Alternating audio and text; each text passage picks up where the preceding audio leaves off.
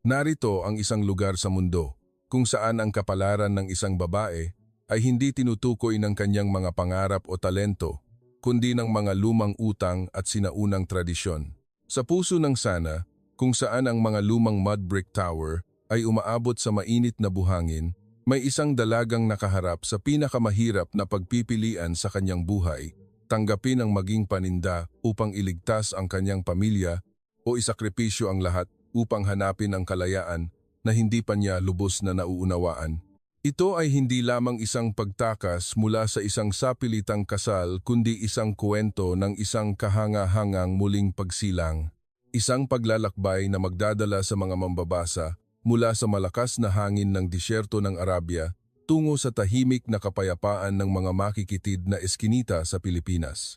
Doon, may isang lalaking kayumanggi ang balat na hindi gumamit ng magagarang pangako upang magpakasal, kundi ang lahat ng naipon niyang pera sa buong buhay niya upang pawiin ang luha ng isang estranghera. Ang kwentong pinamagatang muling pagsilang mula sa disyerto ay magsisimula na. Sa Sana, kapag ang isang ama ay tumalikod at hindi magawang tingnan ang kanyang anak sa mata, hindi ito dahil sa pagod siya pagkatapos ng isang mahirap na araw ng trabaho. Ito ay dahil ipinagbili niya lang ito upang bayaran ang utang.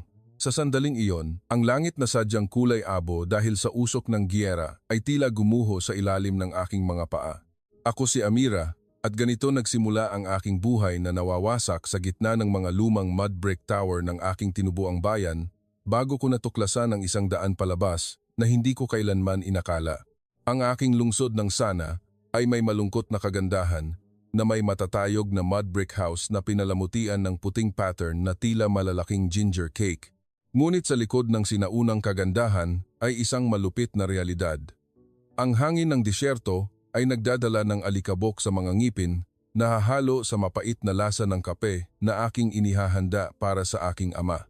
Ang aking ama ay dating isang mapagmataas na mangangalakal.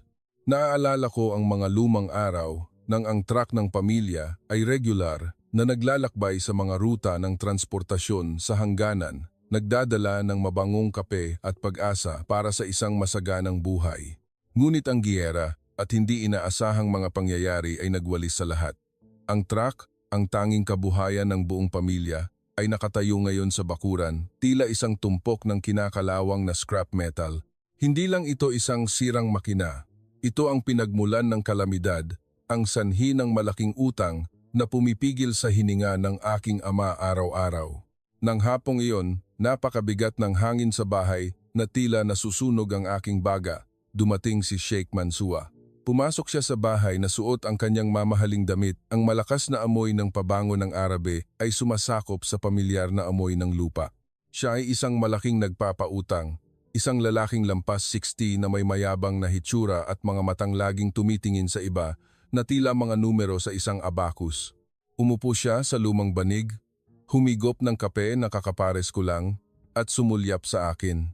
Walang nikatiting na respeto sa kanyang mga mata, malamig at walang emosyon, tila nagtatakda siya ng presyo ng isang paninda sa isang pamilihan. Ang usapan sa pagitan ng aking ama at niya ay naganap sa malalim at mapanlinlang na tono, ngunit ang bawat salitang lumabas ay matalas na tila kutsilyo na humihiwa sa aking puso. Hindi humingi ng pera si Sheikh Mansua. Alam niyang wala nang natira sa aking ama. Ang gusto niya ay isang ika-4 na asawa upang lalong pagandahin ang kanyang mansyon. Nagbigay siya ng isang malupit na ultimatum. Alinman ay maging kabit niya ako o ang buong pamilya ko, kasama ang aking mga maliliit na kapatid na nasa edad na ng paglaki ay itatapon sa kalsada ngayong gabi. Nakatayo ako sa likod ng manipis na kurtina. Ang aking mga nanginginig na kamay ay mahigpit na nakakapit sa kahoy na bintana. Tumingin ako sa aking ina, isang babaeng kabit din, na tahimik na nagpupunas ng luha sa isang sulok ng kusina. Wala siyang sinabi dahil wala siyang karapatang magsalita. Sa aming kultura, ang mga kababaihan ay tila mga anino na nakakubli sa ilalim ng anino ng mga lalaki. Ako ay isang guro sa elementarya. Dati ay itinuturo ko sa mga bata ang tungkol sa mga pangarap at kalayaan, ngunit ngayon, ako mismo ay nakakulong sa isang kontrata na gawa sa putik na hindi ko pinayagang pirmahan. Nang umalis si Sheikh Mansua, tinawag ako ng aking ama. Hindi niya ako tiningnan, Tiningnan niya ang walang katiyakang espasyo sa pader na gawa sa putik na nagsisimula ng bumakbak. Ang kanyang boses ay naging paos, puno ng matinding kahihiyan at kawalan ng pag-asa. Amira, ikaw lang ang makakapagligtas sa iyong mga kapatid. Patawarin mo ako. Ang mga salitang iyon ay tila isang huling patalim na pumutol sa huling pag-asa sa akin. Tiningnan ako ng aking ama, ngunit ang kanyang mga mata ay walang awa ng isang ama para sa kanyang anak. Tiningnan niya ako na tila isang huling utang na malapit ng bayaran upang makamit ang kapayapaan para sa iba. Naramdaman ko ang paghigpit ng aking dibdib, isang atake ng paghinga na tila nais akong ilubog sa kadiliman ng disyerto. Nagpatalbog-talbog ako papunta sa aking maliit na silid. Sinara ang pinto upang pigilan ang ingay ng aking pagluha. Umupo ako sa kama, tumingin sa bintana kung saan ang mga mud brick tower ng Sana ay unti-unting lumulubog sa kadiliman ng disyerto. Naramdaman kong para akong mga mud brick block na iyon na maaaring gumuho anumang oras kung dumating ang isang bagyo. Ngunit sa kadilimang iyon, bigla kong naalala ang lumang cellphone na lihim kong itinago sa ilalim ng unan. Binuksan ko ang cellphone at ang mahinang asul na ilaw ay nagliwanag sa isang larawan na matagal ko nang na-save. Ito ang larawan ng isang maalikabok na construction site sa hangganan kung saan ako ay nagtrabaho bilang part-time interpreter upang kumita ng kaunting pera para sa aking pamilya. Sa larawang iyon, sa gitna ng mga tuyong makina at matinding sikat ng araw, may isang lalaking kayumanggi ang balat, nakangiti ng mahinahon habang nagbabahagi sa akin ng kaunting pagkain. Ang lalaking iyon ay hindi tumingin sa akin ng tingin ni Sheikh Mansour at hindi rin ng tinging puno ng pasanin tulad ng aking ama. Tiningnan niya ako na tila isang tao, isang kasamahan, isang kaibigan. Hinawakan ko ang screen ng telepono at ang init mula sa electronic component ay tila nagbigay sa akin ng huling kaunting lakas ng loob. Sa labas, nagsimulang umugong ang hangin ng disyerto sa mga bitak ng bato, nagdadala ng mainit na singaw at tahimik na banta ng hinaharap. Si Sheikh Mansour ay babalik sa loob ng 3 araw.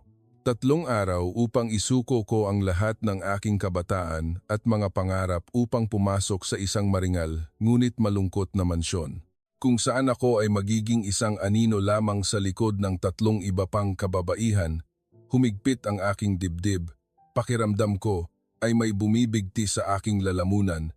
Hindi ako umiyak dahil matagal nang natuyo ang aking mga luha sa gitna ng init at hangin ng Yemen. Ngunit sa aking isipan ngayon, ay wala ng larawan ng mga mud brick house o ng mga lumang utang. Mayroon lamang isang pangalan na lumitaw tulad ng isang berdeng damo na tumutubo sa tuyong disyerto, Miguel.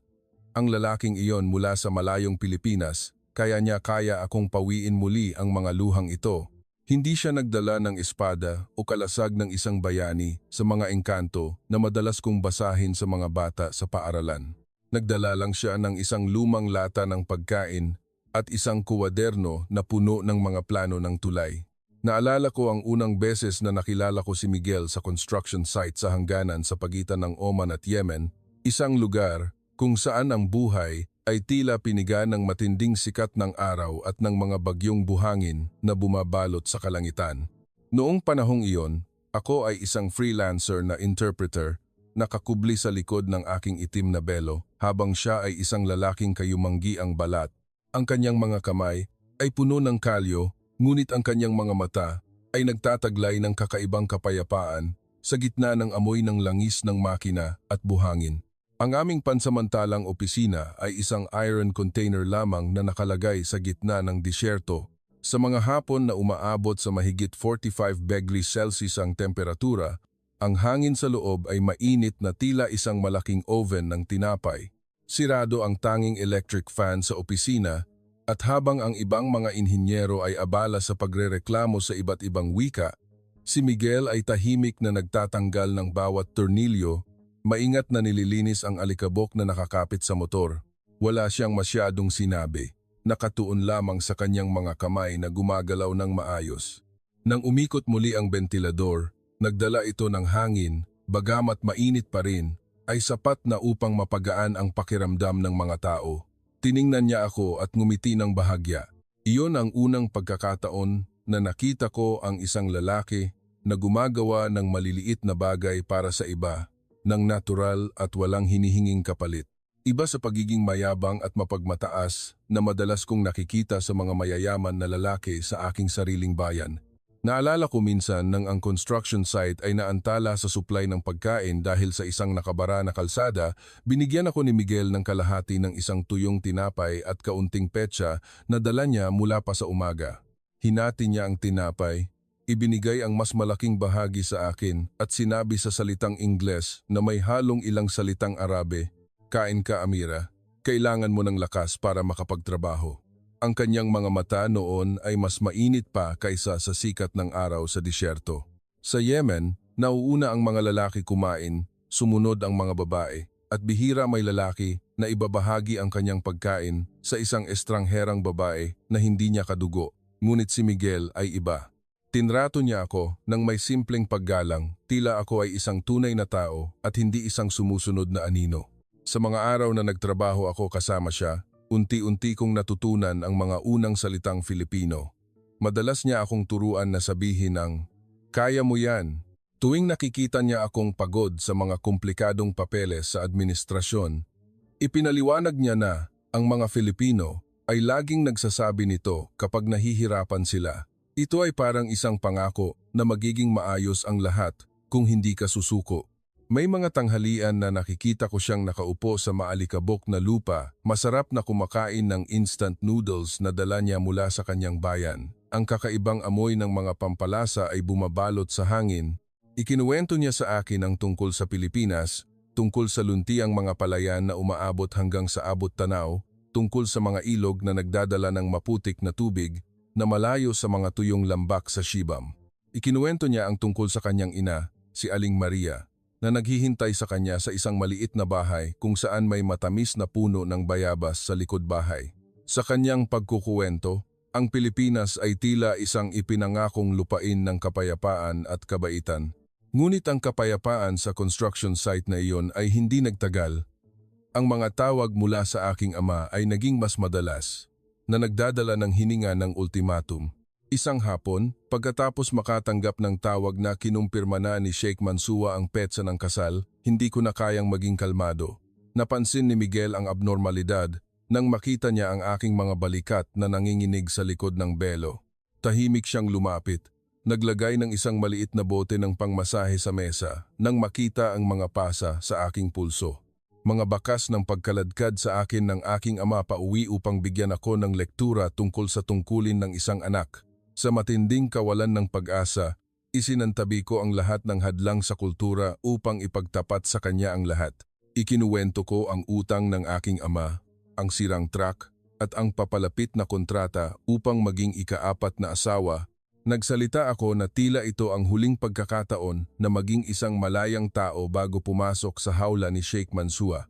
Tahimik na nakinig si Miguel, kumunot ang kanyang kilay, at sa unang pagkakataon ay nakita ko ang pagdaan ng galit sa kanyang mga mata. Hindi siya pumutol, hindi nagbigay ng walang kabuluhang payo. Nang matapos ako magsalita at handa na akong tumalikod upang itago ang kahihiyan, ginawa ni Miguel ang isang bagay na sa aking bayan ay itinuturing na ipinagbabawal, ngunit sa akin noon, ito ang tanging kaligtasan. Hinawakan niya ang aking nanginginig na kamay sa bintana ng opisina. Ang init mula sa kanyang kalyadong kamay ay nagbigay sa akin ng matinding kuryente. Tiningnan niya ako ng diretso sa mata. Ang kanyang boses ay malalim at matatag na sapat upang pakalmahin ang aking puso. "Huwag kang pupunta kahit saan, Amira. Huwag kang susuko, maghintay ka't iisipin ko ang paraan." Nabalisa ang aking puso. Kaya ba ng isang banyagang inhinyero, isang estranghero mula sa malayong silangan, na harapin ang kapangyarihan ng isang lokal na Panginoon at ang mga tradisyong nakaugat na sa libu-libong taon sa lupang ito. Nang gabing iyon, ang construction site sa hangganan ay naluklok sa nakakatakot na katahimikan. Hindi ako makatulog, lihim na sumisilip sa siwang ng pinto ng aking kubo patungo sa silid ni Miguel. Sa ilalim ng malabong ilaw ng lampara, nakita ko ang kanyang anino na bumabagsak sa dingding na bakal. Hindi siya natutulog. Nakaupo si Miguel doon, hawak ang kanyang lumang at punit na passbook. Ito ang bunga ng 5 taon niyang pagtatrabaho sa ibang bansa. ang pangarap ng isang maayos na bahay para sa kanyang ina sa Pilipinas. Nakita ko siyang may isinusulat, pagkatapos ay bumuntong hininga. Ang kanyang mga mata ay puno ng paghihirap sa pagitan ng kanyang mga pangarap para sa sarili at ng buhay ng isang babaeng kakilala lang niya. 5 taon ng pawis at luha sa ilalim ng disyerto ay nakalagay sa isang makapal na sobre, naghihintay ng isang bahay sa Pilipinas na marahil ay hindi na kailanman matutuloy ang pagtatayo. Minsan niyang sinabi sa akin na ang perang iyon ay para sunduin ang kanyang ina mula sa isang sira-sirang bahay upang bawiin ang mga taon na mag-isa niyang pinalaki siya. Ngunit ngayon, inilalagay niya ang lahat ng kanyang ipon sa buhay sa lumang kahoy na mesa sa sala ng aming bahay upang makamit ang isang bagay na sa lupang ito ay itinuturing na mura, ang kalayaan ng isang estrangherang babae. Nang hapong iyon, ang hangin sa aking mud brick house ay napakakapal sa tensyon. Ang pulang sikat ng araw ng hapon ay tila dugo na tumagos sa makikitid na siwang ng pinto, nagbibigay liwanag sa maliliit na alikabok na sumasayaw sa hangin. Nakaupo ang aking ama. Ang kanyang mukha ay may malalim na kunot ng kahihiyan, katapat niya si Sheikh Mansour. Masarap siyang umiinom ng tsaa na may tagumpay ng isang nagpapautang na malapit nang makolekta ang isang malaking utang, at pagkatapos, lumitaw si Miguel. Pumasok siya sa silid, nasuot pa ang kanyang personal protective equipment na puno pa rin ng alikabok mula sa construction site. Ang kanyang anyo ay mas maliit kaysa sa mayayamang nagpapautang, ngunit ang kanyang determinasyon ay kakaiba. Hindi siya natinag sa pagsusuri ng mga mata ng mga lalaki sa silid. Lumapit si Miguel, tahimik na inilagay ang sobre at isang set ng legal na dokumento na may selyo ng isang internasyonal na korporasyon sa mesa. Nagtaka ang aking ama. Habang si Sheikh Mansour ay mayabang na itinaas ang kanyang kilay, nagsimulang magsalita si Miguel. Ang kanyang boses ay malalim ngunit malinaw, sinusuportahan ng isang kasamahang lokal na kasama niya upang maging interpreter. Hindi siya gumamit ng baril, hindi siya gumamit ng mga banta. Gumamit siya ng lohika ng isang teknikal na tao at ng puso ng isang tao. Ipinaliwanag niya na ang perang ito ay sapat na upang bayaran ng aking ama ang utang sa truck at magkaroon pa ng kaunti upang muling simulan ang negosyo ng kape. Ngunit ang mas mahalaga ay nasa mga dokumento. Ito ay isang kontrata ng trabaho para sa isang internasyonal na eksperto at isang sulat ng pag-sponsor para sa pagsasanay sa Pilipinas mula sa internasyonal na korporasyon kung saan nagtatrabaho si Miguel. Tiningnan ni Miguel ng diretso ang aking ama at sinabi, "Itay, kung ipapakasal niyo si Amira, isang beses lang niyo maliligtas ang pamilya niyo. Pero kung hahayaan niyo siyang magtrabaho sa Pilipinas, magiging pagmamalaki niyo siya, may kaalaman siya, may wika siya. Regular siyang magpapadala ng sweldo buwan-buwan para sa mga kapatid niyo. Iyon ang tunay na pangmatagalang kaligtasan." Humalakhak si Sheikh Mansour nang may panunuya. Naisip niyang nangangarap si Miguel. Sinabi niyang ang mga kababaihan ay para sa bahay, hindi para magtrabaho ng malayo. Ngunit nanatiling kalmado si Miguel. Bumaling siya sa nagpapautang at nagbigay ng matalas na argumento tungkol sa internasyonal na batas na si Amira ay isang rehistradong empleyado sa listahan ng pagsasanay ng proyekto at anumang sapilitang aksyon ay magdudulot ng problema sa mga organisasyon ng proteksyon sa paggawa kung saan kaanib ang kanyang kumpanya. Kitang-kita ang pagiging praktikal sa mukha ng aking ama. Tiningnan niya ang perang nasa harapan niya na maaaring agad na malutas ang problema sa pagkain at damit. Pagkatapos ay tiningnan niya si Sheikh Mansour na tinitingnan lang ang kanyang anak bilang isang dekorasyon sa kanyang koleksyon. Naging tahimik ang silid na umabot sa punto ng pagka-suffocate. Nakatayo ako sa likod. Bumibilis ang tibok ng puso ko na tila sa sabog. Tiningnan ko ang kayumangging likod ni Miguel. Tahimik na nagpapasalamat sa lalaking ito dahil hindi lamang niya ako iniligtas sa pamamagitan ng pera, kundi iniligtas din niya ako sa pamamagitan ng pagtaas ng aking halaga bilang tao sa harap ng aking ama. Sa huli, dahan-dahang inabot ng aking ama ang sobre ng pera. Hindi na niya tiningnan si Sheikh Mansour. Bumaling siya at bahagyang tumango kay Miguel. Pagkatapos ay tiningnan ako ng may komplikadong tingin, may pagsisisi, may ginhawa, at may kaunting pag-asa na hindi ko pa nakita noon. mapuot na tumayo ang nagpapautang. Nagbigay siya ng isang masamang tingin at lumabas ng bahay, nag-iwan ng walang laman, ngunit nakakaginhawang espasyo. Bumuntong hininga ng malalim ang aking ama, tila inalis niya ang isang malaking bato na matagal nang nakadagan sa kanyang dibdib. Hinawakan niya ang kamay ni Miguel.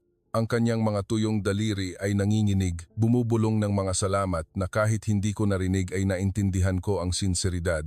Hindi naghintay ng matagal si Miguel. Alam niyang limitado ang aming oras. Maaaring bumalik si Sheikh Mansua na may iba pang taktika kapag mas malinaw na ang kanyang isip. Bumaling siya at hinawakan ang aking kamay.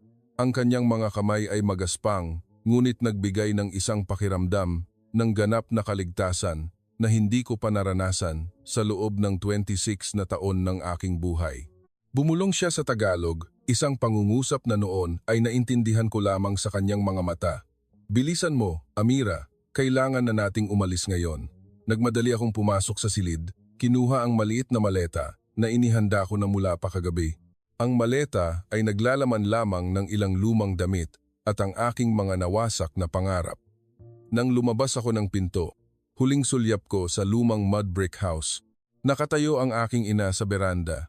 Hindi siya umiiyak, ngunit ang kanyang ngiti noon ay maliwanag na tila isang pambihirang sinag ng araw sa panahon ng bagyong buhangin. Alam niyang lumalabas ang kanyang anak mula sa kanyang anino, lumalabas mula sa kapalaran ng isang kabit. Inakay ako ni Miguel sa kotse. Mabilis ngunit matatag ang kanyang mga hakbang. Pinaandar niya ang makina at ang kotse ay humarurot sa paglubog ng araw sa disyerto. Tiningnan niya ang relo. Ang kanyang mukha ay muling nagbalik sa kanyang laging naroroon na pag-aalala. Bilisan mo, Amira. 4 na oras ang biyahe patungo sa paliparan at mula sa sandaling ito, hindi na tayo pwedeng bumalik. Naghihintay ang Pilipinas sa iyo. Sinalubong ako ng Ninoy Aquino International Airport ng ginaw ng Taglagas ng Manila, isang klima na hindi ko pa naranasan sa buong buhay ko na naninirahan sa disyerto. Paglabas ko pa lang ng eroplano, isang malamig na simoy ng hangin ang humaplos sa aking likod na nagpatindig sa aking balahibo. Nagkubli ako sa manipis na jacket na maalalahanin na binili ni Miguel para sa akin habang kami ay nasa transit. Ang aking mga kamay ay mahigpit pa ring nakakapit sa kanyang damit, tila isang ugali. Sa totoo lang, noon ay pakiramdam ko ay isang kakaibang nilalang na inihagis sa ibang planeta. Tiningnan ko ang aking kasuotan, ang itim na belo at ang mahabang abaya, at pagkatapos ay tiningnan ang mga taong nagmamadali. Walang tumingin sa akin ng may pagtatangi. Dumaan lang sila ng may abalang hitsura na tipikal sa isang malaking lungsod, ngunit ang mismong kawalang interes na iyon ang nagpadama sa akin ng labis na pagkaligaw. Nang umandar ang taxi papalayo sa paliparan, idinikit ko ang aking mga mata sa bintana, ayaw kong makaligtaan ang isang segundo. At pagkatapos ay isang unang pagkabigla ang dumating na nagpanginig sa akin. Hindi ito mga skyscraper, kundi ang kulay berde. Mga kababayan, sa Yemen, ang kulay berde ng mga halaman at tubig ay simbolo ng kayamanan, isang bagay na kailangan naming ingatan ng bahagya sa gitna ng malawak na nasusunog na buhangin. Ngunit dito, ang kulay berde ay naroroon sa lahat ng dako. Ang luntiyang mga palayan ay umaabot sa magkabilang gilid ng kalsada, ang matatandang puno ay nagbibigay ng lilim at maging ang mga ilog ay kumikinang sa sikat ng araw ng hapon. Tiningnan ko si Miguel at mahina akong nagtanong, ang aking boses ay nanginginig. Ganoon ba karami ang tubig at mga puno sa Pilipinas? Ngumiti siya at ang kanyang banayad na pagtango ay tila isang kumpirmasyon na ako ay nasa ibang mundo kung saan ang kalikasan ay hindi na isang malupit na kaaway. Ang sasakyan ay pumasok sa loob ng lungsod at ang pagtataka sa akin ay naging matinding pagkalito sa harap ng rumaragasang agos ng mga motorsiklo at jeepney. Hindi pa ako nakakita ng lugar sa mundo kung saan ang mga sasakyan ay umaagos sa kalsada na tila baha. Libu-libong motorsiklo at jeepney ang nagsasanga-sanga. Ang tunog ng mga busina, tunog ng makina, at tunog ng mga taong nagtatawagan ay umaalingaw-ngaw sa buong kalangitan. Ngunit sa gitna ng tanawin na akala ko ay magulo, nakita ko ang isang larawan na nagpakirot sa aking puso sa pagkamangha. Iyon ay ang mga kababaihan. Nakita ko ang mga dalagang nakasuot ng may ikling manggas na damit. Ang kanilang buhok ay lumilipad sa hangin, tiwala na nagmamaneho ng motorsiklo at jeepney sa kalye. Nakita ko ang mga kababaihang nasa katanghaliang gulang na nakaupo sa mga kainan sa bangketa, nagtatawanan ng masigla, malayang ikinukumpas ang kanilang mga kamay at paa nang hindi kailangan tumingin sa kaliwat kanan o maghintay ng pahintulot mula sa sinumang lalaki. Nag-iisa silang lumalakad, sila mismo ang nagpapasya sa kanilang direksyon, namimili sila, nagbabayad sila, at sila ang nagpapasya sa kanilang sariling usapan. Sa aking bayan, ang mga kababaihan ay tila mga anino na sumusunod sa likod ng kanilang asawa o ama. Ang kanilang boses ay kailangan pigilan, ang kanilang ngiti ay kailangan itago sa likod ng itim na tela. Dito, ang mga kababaihang Filipino ay tila nagmamay-ari ng buong kalangitan. Nagtataka ako, hindi ba sila natatakot na arestuhin ng pulis? Hindi ba sila natatakot na husgahan ng mga tao? Tiningnan ni Miguel ang aking mga mata. Dahan-dahan siyang nagpaliwanag. Sa Pilipinas, pantay ang mga babae at lalaki.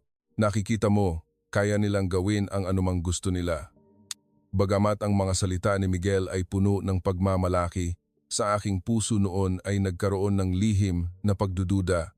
Tiningnan ko ang mga makikitid na kalye na puno ng mga bahay, ang mga kawad ng kuryente na parang sapot ng gagamba, at ang mga tindahan na medyo magulo sa bangketa. Sa totoo lang, kumpara sa mga maringal na larawan ng mga bansang kanluranin na nakita ko sa internet, mayroong isang bagay sa Manila na napakasimple at tila medyo mahirap sa paningin ng isang bagong dating. Nagsimula akong mag-alala. Kaya ba talaga akong protektahan ng isang bansang tila maliit at simple sa paghabol ng isang makapangyarihang nagpapautang tulad ni Sheikh Mansour? Sapat ba talaga ang kakayahan ni Miguel na protektahan ako gayong siya mismo ay isang ordinaryong manggagawa lamang? Huminto ang sasakyan sa harap ng isang maliit na eskinita sa Tondo. Binuhat ni Miguel ang aking maleta. Inakay ako sa mga liku-likong eskinita patungo sa isang hanay ng mga boarding house na nakatago sa likod ng mga puno. Nang buksan niya ang pinto ng maliit na silid na kanyang inihanda, ako ay nabigla. Ang silid ay may lapad lamang na halos 12 metro kuwadrado. Sa loob ay may simpleng kama na gawa sa kahoy, isang maliit na mesa na puno ng mga aklat pang-inhinyero at isang napakaliit na kusina. Malinis ito ngunit napakasimple. Bigla kong napagtanto na hindi pala mayaman si Miguel. Upang magkaroon ng pera, upang tubusin ang aking kalayaan, at isponsor ako dito, talagang ginugol niya ang lahat.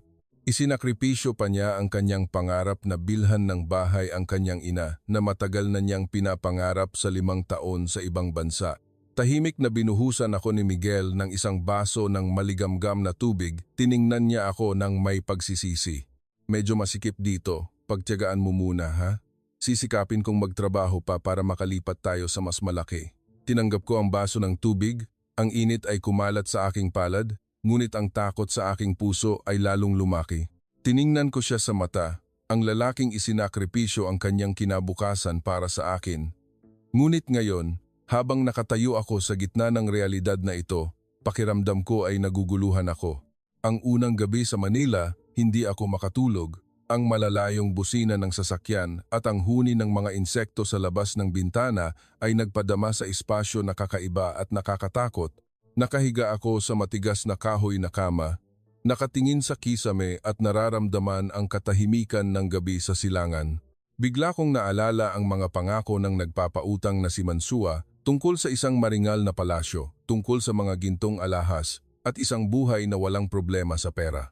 Kahit na ang kapalit ay ang pagkakaroon ng maraming asawa at pagkaalipin, pagkatapos ay tiningnan ko si Miguel na nakahiga ng nakabaluktot sa banig sa sahig upang ipagamit sa akin ang kama.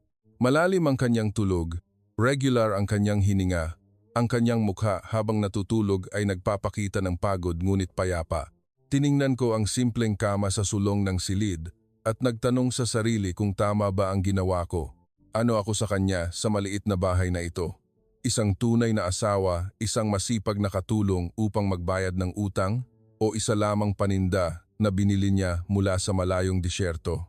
Ang takot sa pagmamay-ari, sa pagiging isang numero lamang sa buhay ng isang lalaki, ay muling bumangon, pumipigil sa aking puso sa gitna ng tahimik na gabi sa Manila. Akala ko ay nakatakas ako mula sa isang masikip na hawla upang pumasok sa isa pang mas malungkot na hawla. Hanggang sa makita ko ang babaeng naghihintay sa amin sa beranda ng bahay sa isang hapong bahagya ang sikat ng araw. Iyon ang ina ni Miguel, si Aling Maria. Nagtaksi kami mula sa boarding house sa Tondo patungo sa isang tahimik na probinsya kung saan ang maliliit na kalsada ay liko-liko sa paligid ng mga luntiang taniman ng gulay at mga hardin na puno ng sari-saring kulay at amoy ng kanayunan. Nang huminto ang sasakyan sa harap ng isang lumang gate na bakal, nakita ko si Aling Maria na nakatayo doon, nakatakip ang kamay sa araw, ang kanyang mga mata ay naghihintay na nakatingin sa dulo ng eskinita.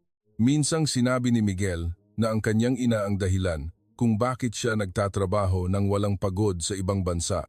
At sa sandaling ito, habang tinitingnan ko ang payat at maliit na anyo niya sa ilalim ng bubong na may lumot, bigla kong naintindihan kung bakit napakainit at puno ng pananagutan ang puso ng lalaking ito. Pagkababa ko pa lang ng sasakyan, muling bumangon ang aking takot. Sa Yemen, ang isang babae na tumakas mula sa kasal na tulad ko ay kadalasang itinuturing na kahihiyan ng angkan, isang tagapaghatid ng kamalasan. Nanginginig akong yumuko, balak lumuhod, ayon sa kaugalian upang humingi ng tawad mula sa mga matatanda sa bahay. Ngunit sa sandaling ang aking mga tuhod ay dumapo sa lupa, isang pares ng magaspang at kalyadong kamay ngunit napakainit ay mabilis na inalalayan ako patayo. Tumingala ako at nakita ang mabait na mukha ni Aling Maria na kumunot dahil sa pag-aalala. Hindi niya ako tinanong kung sino ako, hindi niya ako sinisi kung bakit ako kasama ng kanyang anak. Basta hinaplos lang niya ang aking balikat, ipinagewang ang kanyang kamay ng may napakabanayad na kilos at sinabi sa Tagalog na noon ay naintindihan ko lamang sa kanyang ekspresyon, "Umuwi ka na, huwag kang luluhod. Dito, walang kailangan gawin iyan." Ang bahay ni Aling Maria ay hindi malaki, ngunit mayroon itong isang uri ng init na hindi ko pa nakita sa mga maringal na palasyo sa aking bayan. Sa likod ng bahay ay isang maliit na hardin na may matamis na puno ng bayabas na hitik sa bunga. Ang amoy ng usok ng lutuan ay kumakalat sa hangin, nahahalo sa amoy ng tuyong dayami na nagpakalma sa aking puso ng kakaiba. Habang ako ay nag-aabalang may halo-halong emosyon, isang malakas na tawa ang umalingaw-ngaw. Si Ana iyon, ang 6 na taong gulang na anak ng kapitbahay na dumating upang maglaro. Tiningnan ako ni Ana ng may malalaking mata, puno ng pagkaosyoso ngunit walang anumang masamang balak. Hindi siya natakot sa itim na belo na aking suot. Sa halip, lumapit siya, hinawakan ang aking kamay at inabot ang isang maliit na candy. "Ate, saan ka po galing? Ang ganda mo po, parang prinsesa." Ang inosenteng salita ng isang batang Filipino ay ganap na nagwasak sa huling pader ng pagtatangi sa aking puso. Bahagya akong ngumiti, isang tunay na ngiti. At sa unang pagkakataon ay naramdaman kong nakahinga ako ng maluwag nang hindi kailangang mag-ingat sa mga mapanuring tingin. Ang hapunan ng gabing iyon ay isang sandali na dadalhin ko sa buong buhay ko. Si Aling Maria ay abala sa kusina. Mula pa nang dumating kami, naghahanda ng isang masaganang hapunan. Umupo ako sa mesa, tiningnan ang mga makukulay na ulam, ang ginintuang adobo, ang luntiang pinakbet, at lalo na ang mainit at umuusok na sinigang. Patuloy na nilalagyan ni Aling Maria ng pagkain ang aking plato habang nakangiti, ang kanyang mga mata ay puno ng pagmamahal. Ipinaliwanag ni Miguel na sa Pilipinas, ang pagkuha ng pagkain para sa iba ay isang tahimik na paraan upang ipakita ang pagmamahal. Tiningnan ko si Miguel na may pag-aalaga, na kinuha ang pinakamasarap na piraso ng adobo para sa kanyang ina bago siya kumuha para sa sarili niya. Sa aking bayan, bihira ang mga kababaihan na nakaupo sa iisang mesa kasama ng mga lalaki. Kadalasang kailangan nilang kumain ng tirang pagkain sa kusina pagkatapos kumain ng mga lalaki. Dito, ako ay nakaupo sa pinakamataas na posisyon, inaalagaan bilang isang tunay na miyembro ng pamilya. Nang isubo ko ang isang kutsarang sinigang, isang sariwang asim mula sa sampalok na sinamahan ng matamis at masarap na lasa ng hipon ay kumalat sa aking bibig. Hindi ito katulad ng anumang pagkain sa Yemen na may mabibigat na tuyong pampalasa at karne ng tupa. Ang sinigang na ito ay may tamis ng lupa, sariwang lasa ng tubig, at ang kasipagan ng isang inang Filipino. Dahan-dahan akong ngunguya at bigla na lang ay lumuha ako. Naalala ko ang aking ina sa sana, ang babaeng sa buong buhay niya ay hindi naranasan ang isang patas at mainit na hapunan na tulad nito.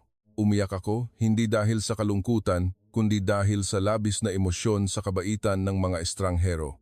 Nakita ni Aling Maria na umiiyak ako, hindi siya nagtanong ng marami, tahimik lang niyang pinunasan ang aking mga luha at sinabi kay Miguel, "Namimiss siguro ng anak mo ang bahay niya, mahalin mo siya ng husto ha?"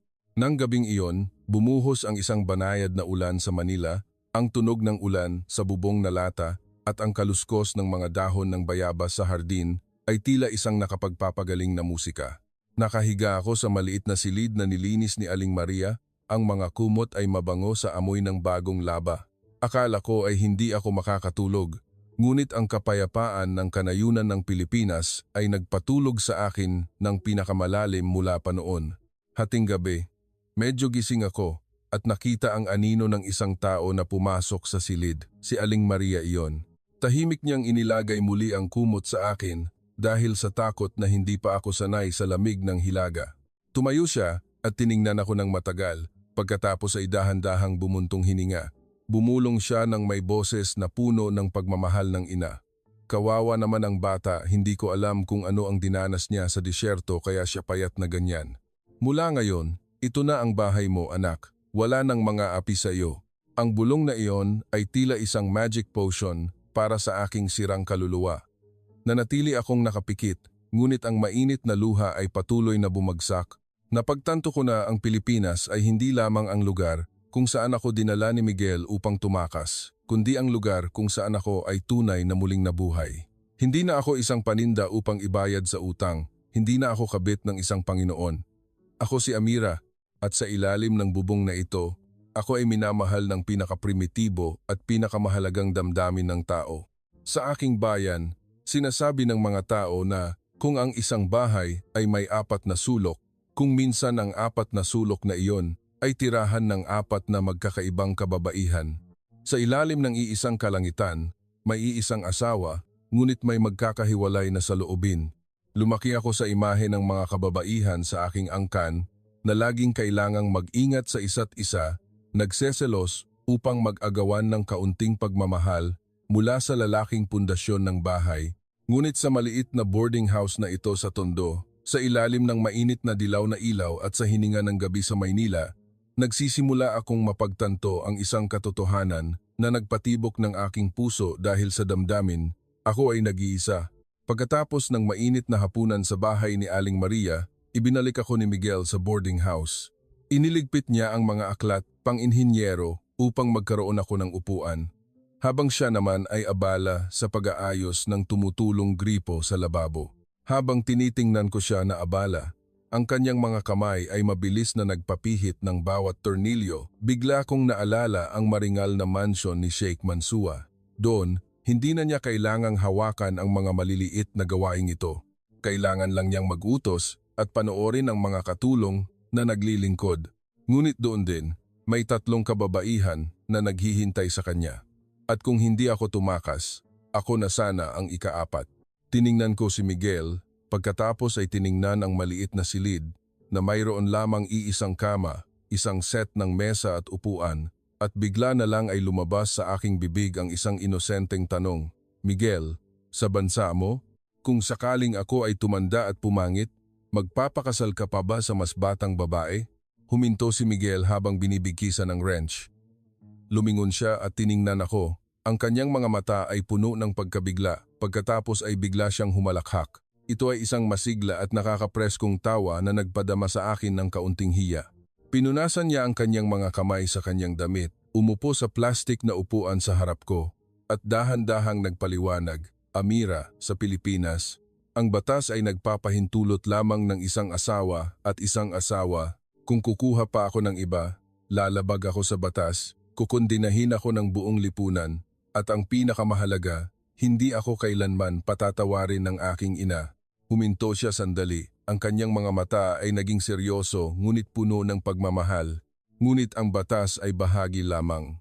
Sa aking bayan, ang mga tao ay nagsasama dahil sa pagmamahalan at pananagutan. Kapag tinawag na ninyo ang isa't isa na mag-asawa, Ibig sabihin, sa buong buhay na ito, iisa lamang iyon. Ang bahay ay may isang bubong lamang at ang aking puso ay sapat lamang para sa isang babae. Natahimik ako. Ang salitang nag-iisa ay umalingaw-ngaw sa aking isipan na tila isang banal na musika. Akala ko ay ang lahat ng lalaki sa mundo ay katulad ng mga Panginoon sa Yemen na laging gustong magkaroon ng maraming babae upang patunayan ang kanilang kapangyarihan. Ngunit binigyan ako ni Miguel ng isang ganap na naiibang kahulugan ng lakas ng isang lalaki. Iyon ay ang katapatan. Upang aliwin ako, inakay ako ni Miguel sa maliit na balkonahe ng boarding house. Mula rito, nakikita ko ang tahimik na eskinita. Bandang 8:00 ng gabi noon at nakasindi na ang mga ilaw sa lansangan. Nakita ko ang matandang kapitbahay sa kabilang bahay. Isang matandang lalaki na may puting buhok na dahan-dahang inakay ang matandang babae. Medyo mahina ang paglakad ng babae at paminsan-minsan ay humihinto dahil sa sakit ng kasukasuan. At sa bawat pagkakataon, matiyagang naghihintay ang matanda. Hawak pa rin ang kamay ng kanyang asawa at paminsan-minsan ay yumuyuko pa upang ayusin ang damit niya para hindi lamigin. Mahina ang sabi ni Miguel, "Nakikita mo ba? Sila ang mag-asawang guro na retirado. Magkasama na sila ng mahigit 40 taon. Mula noong mahirap pa sila hanggang sa maging matanda na ang kanilang mga anak. Para sa kanila, ang kaligayahan ay hindi mga palasyo ng ginto, kundi ang pagtanda ng magkasama sa ilalim ng isang bubong." Habang tinitingnan ang tanawin na iyon, isang mainit na damdamin ang kumalat sa buong katawan ko. Bigla kong napagtanto na sa Pilipinas, ang katapatan ay hindi isang bagay na napakataas. Ito ay naroroon sa pinakapangkaraniwang gawain ng pinakasimpleng tao.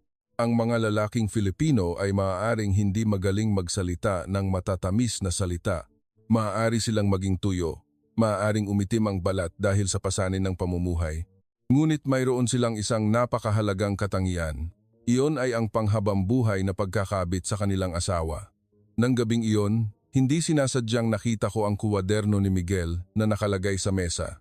Dahil sa pagkausyoso, binuksan ko ito at nabigla nang makita ang mga detalyadong tala tungkol sa kanyang overtime na trabaho.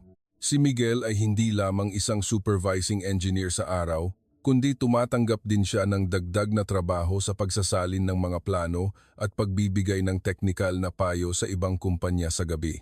Siya ay nagtatrabaho ng walang pahinga, natutulog ng mas mababa sa 4 na oras bawat araw. Ang lahat ng ito ay upang punan ang 5 taong ipon na ginamit niya upang tubusin ang aking kalayaan at magpadala pa ng pera sa Yemen upang matulungan ang aking pamilya na muling bilhin ang truck. Isinakripisyo niya ang kanyang pangarap na bilhan ng bahay ang kanyang ina. Isinakripisyo niya ang kanyang kalusugan. Ngunit hindi niya kailanman binanggit ang kanyang mga sakripisyo sa akin. Hindi niya kailanman hiniling na bayaran ko siya sa pamamagitan ng aking katawan o pagkaalipin. Iniligtas niya ako dahil gusto niyang mabuhay ako, hindi dahil gusto niya akong ariin. Ang paggalang ni Miguel ay nagpadama sa akin na ako ay tunay na iginagalang. Lumapit ako sa salamin, tiningnan ang aking imahe sa itim na nikab, simbolo ng aking pagtatago, ng aking takot sa matagal na panahon. Nang may nanginginig ngunit determinado na kamay, dahan-dahan kong inalis ang tela na tumatakip sa aking mukha. Nakita ko ang aking mukha ng pinakamalinaw pagkatapos ng maraming taon. Ang aking mga mata ay nabawasan ng kalungkutan, ang aking mga labi ay nagsimulang ngumiti. Kinuha ko ang manipis na kulay rosas na seda na panyo na ibinigay ni Aling Maria ng hapon, dahan-dahang inilagay sa aking leeg kapalit ng lumang itim na kasuotan. Sa unang pagkakataon sa aking buhay, naramdaman kong maganda ako, isang kagandahang hindi kailangan itago. Isang kagandahan ng kalayaan. Bumalik ako at tiningnan si Miguel. Tinitingnan din niya ako. Wala siyang sinabi, ngunit ang kanyang nagulat na tingin na may halong paghanga ay nagsabi ng lahat. Lumapit siya at hinawakan ang aking kamay. "Amira, ang ganda mo. Mula ngayon, mamuhay ka ng ganyan, ng maliwanag." Ngunit sa gitna ng sandaling iyon ng kaligayahan, biglang nag-vibrate ang lumang cellphone ko sa mesa. Isang kakaibang numero mula sa Yemen ang lumitaw. Nanginginig kong pinindot ang sagot. Sa kabilang linya ay ang nagmamadali at nag-aalala na boses ng aking ama. "Amira, kailangan mong mag-ingat. Alam na ni Sheikh Mansour na nasa Pilipinas ka. Nag-upa na siya ng mga tao para hanapin ka. Sabi niya kung hindi ka niya mapapakasalan, hindi niya hahayaan na maging payapa ang sinumang mangahas na agawin ang kanyang paninda. Nasisiraan na siya ng ulo, Amira. Biglang lumamig ang buong silid. Ang mga multo mula sa malayong disyerto ay tila naghahanap ng daan upang makapasok sa maliit na boarding house na ito. Tiningnan ko si Miguel, tiningnan ang kapayapaan na kakabuo lang namin at isang bagong takot ang muling bumalot sa aking puso. Ang madilim na nakaraan ay ayaw pa ring bumitaw sa akin at sa pagkakataong ito ay nagbabanta pa sa tanging lalaki na minamahal ko sa buhay na ito. Ang mga lalaki sa aking bayan ay kadalasang nagpapatunay ng kanilang lakas sa pamamagitan ng pag-uutos at malakas na pagsigaw ng may kapangyarihan. Ngunit ipinapakita ni Miguel ang lakas na iyon sa pamamagitan ng mga kalyong malalim na nakaukit sa kanyang palad at ng matiyagang katahimikan pagkatapos ng bawat gabing trabaho na lubos na nakakapagod. Ang banta mula sa nagpapautang na si Sheikh Mansour ay tila isang multo na nakalutang sa ibabaw. Ngunit kakaiba, hindi na ako nanginginig tulad ng mga unang araw na dumating ako sa Manila. Sa tuwing nakikita ko ang matatag na likod ni Miguel na abala sa pagluluto o ang kanyang anino na humahaba sa bakuran ng boarding house sa madaling araw, nararamdaman ko ang isang tahimik na lakas na dumadaloy sa aking puso. Nagsimula akong bigyan ng masusing pansin ang mga kamay ni Miguel. Ito ang mga kamay ng isang inhinyero, ngunit hindi ito malambot. Ang maliliit na peklat mula sa mga ladrilyo at bato sa construction site, ang makapal na kalyo sa kanyang palad, at ang magaspang na mga daliri ay mga patunay ng 5 taon niyang paghihirap sa ibang bansa upang makatipid ng bawat sentimo. At ngayon, pagbalik sa Pilipinas, ang mga kamay na iyon ay hindi pa rin nakakapagpahinga ng isang araw. May mga gabi, pagkatapos kong isipin na natutulog na ako ng mahimbing, tahimik na isusuot ni Miguel ang kanyang lumang jacket, akayin ang kanyang luma at sira-sirang motorsiklo palabas ng boarding house. Maraming beses akong nagtanong sa sarili kung saan siya nagpupunta sa gitna ng malamig na gabi. Isang gabi, ang pagkausyoso at pag-aalala ang nagtulak sa akin na lihim na sumunod sa kanya. Sumakay ako sa isang tricycle, inutusan ang driver na dahan-dahang sumunod sa sasakyan ni Miguel. Dinala niya ako sa isang malaking bodega sa Quezon City kung saan ang malalaking truck ay nakapila na naghihintay na makapagdiskarga.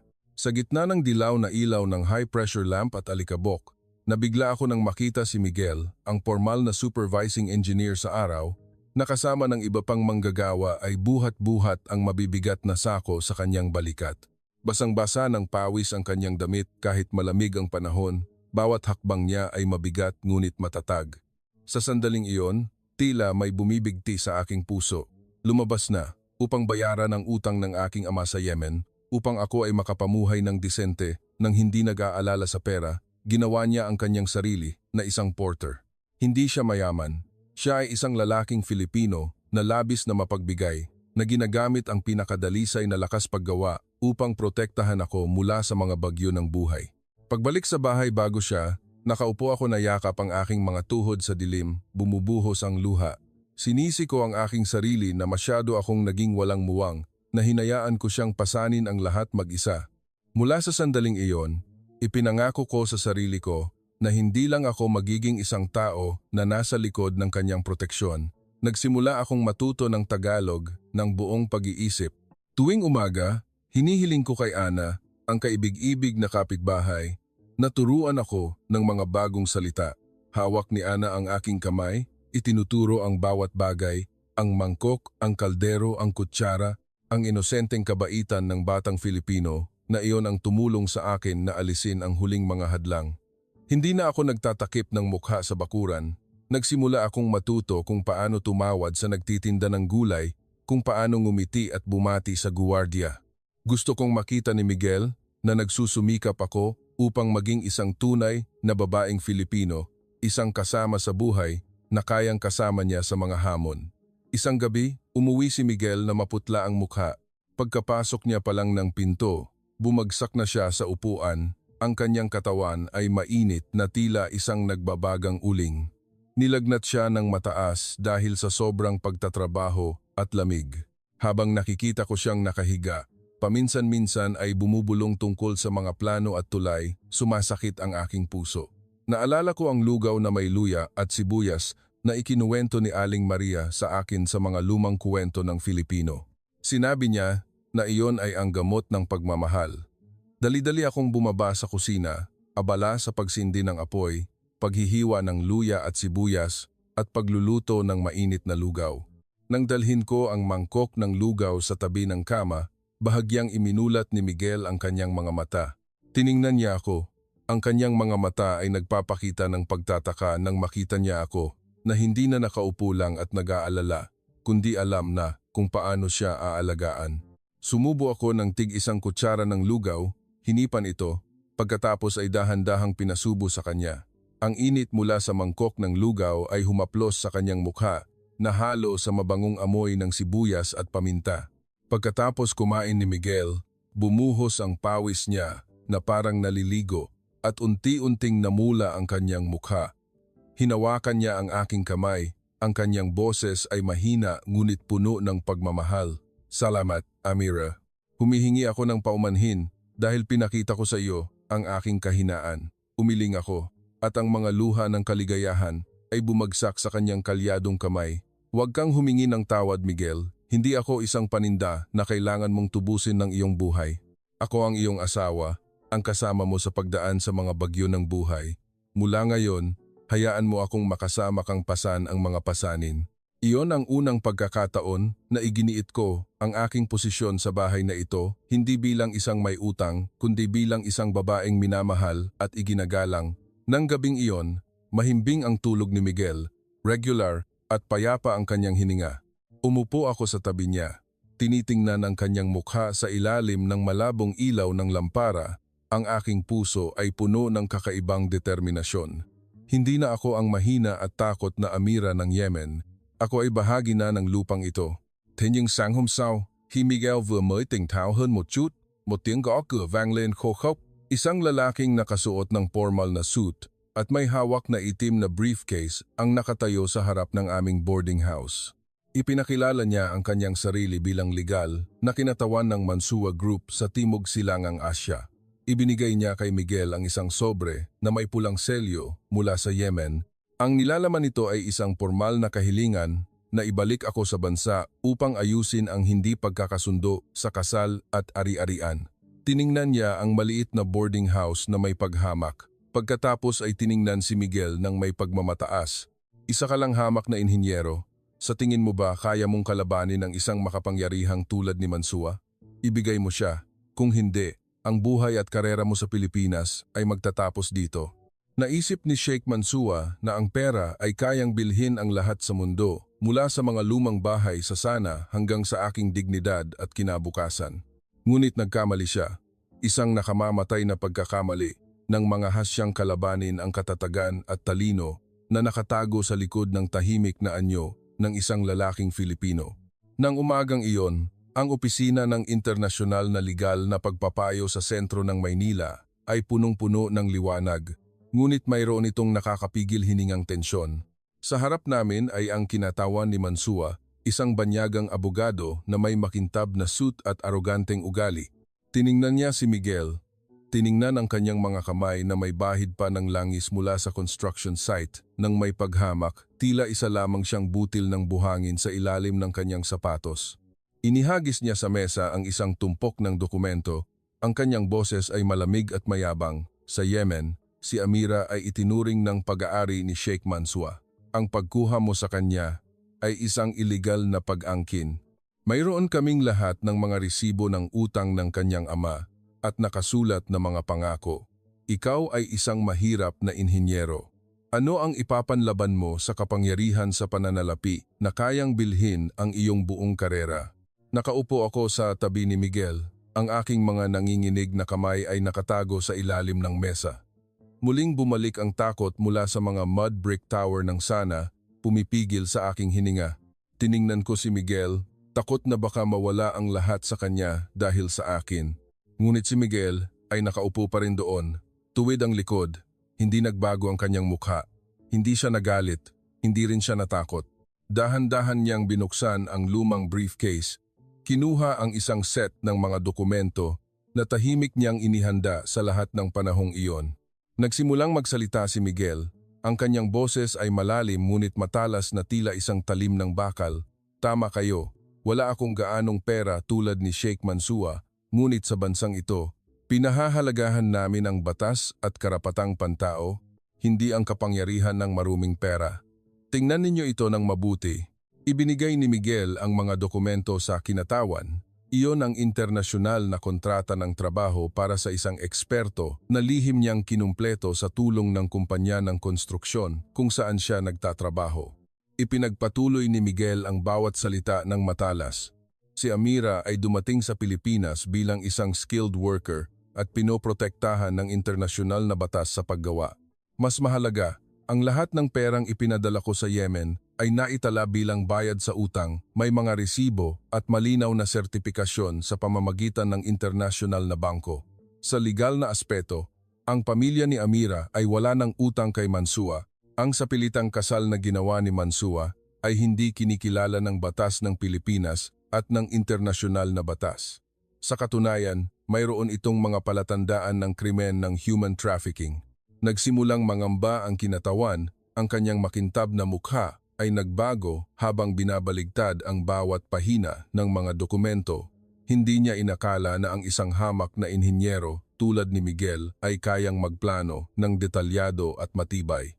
Hindi lamang ako iniligtas ni Miguel sa pamamagitan ng kabaitan, kundi ginamit din niya ang kanyang talino at masusing paghahanda upang bumuo ng isang legal na kuta na hindi matitinag sa paligid ko. Ang climax ng pagpupulong ay naganap nang humiling si Miguel ng isang direktang video call sa Yemen. Sa screen ng telepono, lumitaw ang aking ama. Nakatayo siya sa harap ng bagong truck na tinulungan ni Miguel na muling bilhin. Ang kanyang mukha ay wala ng kalungkutan o kahihiyan. Sa harap ng mga abogado, malinaw na sinabi ng aking ama, wala ng utang si Amira sa sinuman. Ang aking anak ay namumuhay ng marangal sa Pilipinas. Hayaan mo siyang maging payapa, Ginoong Mansour. Kung hindi, ako mismo ang magsasampa ng kaso laban sa iyo sa lokal na korte para sa sapilitang pagpapahirap sa mga inosenteng tao. Nang makita ang aking ama, na dati mahina, ay sa wakas ay naglakas loob na tumindig para sa kanyang anak. Umiyak ako ng matindi. Iyon ang sandali na ang aking dangal, ang dangal ng aking pamilya, at ng lalaking Filipino na mahigpit na nakahawak sa aking kamay ay naibalik ng buong buo. Tahimik na iniligpit ng abogado ang kanyang mga dokumento, lumabas siya ng opisina nang hindi na muling tumitingin. Nang sumara ang pinto, dahan-dahang huminga si Miguel. Bumaling siya at tiningnan ako. Ang kanyang mga mata ay puno ng ginhawa ngunit mayroon ding lihim na pag-aalala na hindi pa niya nasasabi. Lumabas kami ng gusali. Ang sikat ng araw sa Manila ay maliwanag na bumaba sa maingay na mga kalye. Inakay ako ni Miguel sa mga kalye na puno ng mga bandila ng Pilipinas sa araw ng pambansang araw ng kalayaan. Sinabi niya, maliit ang Pilipinas, ngunit walang makakapagpabagsak sa kanyang espiritu, Amira. Nangako akong poprotektahan ka at gagawin ko ito hanggang sa huli. Tiningnan ko siya, ang lalaking gumamit ng talino at katatagan ng isang Filipino upang talunin ang malakas. Napagtanto ko na ang tunay na lakas ay wala sa mga numero sa bank account kundi nasa kakayahang panatilihin ang dangal ng taong minamahal. Ngunit nang makarating kami sa pintuan ng bahay, biglang huminto si Miguel. Inabot niya sa akin ng isang maliit na papel. Ang kanyang mukha ay biglang naging kakaibang kinakabahan. Amira, tapos na ang problema kay Mansour. Ngunit ngayon ang pinakamalaking hamon ko. Handa ka bang isagawa ang huling hakbang na ito kasama ko? Sa aking bayan, ang kasal ay kadalasang isang marangyang pagpapakita ng kapangyarihan, pera, at mga pista na tumatagal ng maraming araw, kung saan ang babae ay tila isang mamahaling alahas na ipinapakita, ngunit walang say sa kanyang sariling kinabukasan. Ngunit dito, sa isang maliwanag na umaga sa Manila, ang aking kasal ay nagsimula sa isang di inaasahang simple na paraan sa pamamagitan ng isang manipis na kulay rosas na papel at dalawang sagradong salita na nanatili sa aking puso, nag-iisa. Nang araw na iyon, inakay ako ni Miguel sa City Hall ng barangay. Nagsuot ako ng simpleng damit, Maayos na nakapusod ang buhok, wala na ang itim na belo na nagtatago sa aking mukha. Naglakad ako sa tabi niya. Ang aking puso ay kinakabahan ngunit may kaunting hindi totoo. Ito ang ahensya ng gobyerno na magpapatunay sa aming pagsasama sa ilalim ng batas ng Pilipinas. Nang pumasok kami sa mahabang pasilyo, nakita ko ang iba pang mga batang mag-asawa na nakapila rin. Nagngitian sila sa isa't isa, paminsan-minsan ay inayos pa ng babae ang kwelyo ng damit ng lalaki. Isang larawan ng pagkakapantay-pantay at naturalesa na nagpakabigla sa akin. Sa Yemen, ang mga kababaihan ay hindi pinapayagang sumama sa mga lalaki sa paggawa ng ganitong mga pamamaraan. Lahat ng desisyon ay ginagawa ng lalaking tagapag-alaga. Ngunit dito, pantay ako kay Miguel, kasama siyang magpuno ng pangalan sa isang form. Nang kami na ang turno, tiningnan kami ng opisyal ng barangay. Ngumiti siya ng masigla, tiningnan ang aking pasaporte, at tumango. Ang galing ng Yemeni girl na ito, marunong na ng Tagalog ah. Ang magiliw na biro na iyon ay tuluyang nagpawi ng takot sa akin. Sa sandaling pumirma si Miguel sa seksyon ng asawa, inabot niya sa akin ang panulat, nanginginig ang aking kamay. Tiningnan ko ang maliwanag na kulay rosas na sertipiko ng kasal. Doon, sa seksyon ng asawa at asawa, iisa lamang ang pangalan, Miguel Santos at Amira Ansaid. Walang bakanteng linya para sa pangalawa, pangatlo o pang-apat na asawa. Ang aking mundo mula ngayon ay iikot lamang sa lalaking ito. At siya rin, sa akin lamang siya, hawak ang papel sa kamay. Umiyak ako. Ang mga luha ay bumagsak sa makintab na papel. Niyakap ni Miguel ang aking balikat. Inabot niya sa akin ang isang maliit na kahon. Sa loob ay isang pares ng simpleng gintong singsing. Ang regalong inipon niya mula sa kanyang huling mga kinita sa overtime. Pagkatapos niyang tulungan ang aking ama na bayaran ang lahat ng utang. Dahan-dahan niyang isinuot ang singsing sa aking kamay at sinabi, "Mula sa sandaling ito, ikaw ang aking kaisa-isang asawa. Hindi ako nangangako na bibigyan kita ng palasyo, ngunit nangangako ako na pananatilihin ko ang isang bahay na para lamang sa ating dalawa." Ngunit sa sandaling ito, binigyan ako ni Miguel ng isang twist na hindi ko kailanman inakala. Kinuha niya mula sa kanyang bulsa ang isang maliit na savings passbook at ibinigay sa aking kamay. Binuksan ko ito at nabigla nang makita ang aking pangalan bilang beneficiary na may hindi kalakihang halaga ng pera. Tiningnan ako ni Miguel, ang kanyang boses ay puno ng paggalang. "Amira, ang perang ito ay ang suweldo na lihim kong kinuha mula sa iyong trabaho bilang interpreter sa loob ng isang taon sa construction site sa hangganan at nang dumating ka sa Pilipinas. Hindi ko ginamit ang aking pera upang tubusin ka. Ginamit ko lang ito upang tiyakin na mayroon kang sariling kapital. Hindi kita binili para maging asawa. Ininvest ko lang ang iyong kalayaan. Kung isang araw ay ayaw mo nang manatili sa tabi ko, sapat na ang perang ito upang mamuhay ka ng malaya. Gusto kong pakasalan mo ako dahil mahal mo ako, hindi dahil may utang ka sa akin." Natahimik ako. Ang passbook sa aking kamay ay biglang naging mabigat dahil sa napakataas na pag-ibig ng lalaking Filipino na ito. Isinakripisyo niya ang lahat, nagtrabaho ng walang pagod upang hindi ko maramdaman na ako ay isang paninda. Ibinalik niya sa akin ang karapatang pumili, isang kapangyarihan na ang mga kababaihan sa aking bayan ay hindi kailanman mangangahas na pangarapin sa buong buhay nila. Sa sandaling iyon, naintindihan ko na nanalo ako, hindi laban sa isang makapangyarihang nagpapautang, kundi laban sa malupit na kapalaran na dating humahabol sa akin. Hindi na ako ang kaawa-awang Amira ng disyerto. Ako ay isang malayang babae, at pinili kong manatili sa tabi niya hindi dahil sa utang, kundi dahil ang aking puso ay matagal nang pagmamay-ari ng matapat na lalaking ito. Pagbalik sa bahay ni Aling Maria sa hapon, ang hangin sa bahay ay mas masigla kaysa dati. Naghanda si Aling Maria ng isang espesyal na regalo para sa akin. Inakay niya ako sa silid. Sa kama ay isang malinis na Filipiniana dress, binurdahan ng pinong kulay rosas na sampaguita. Sinabi niya, "Ito ang Filipiniana dress na tinahi ko para sa iyo para sa pamamanhikan natin.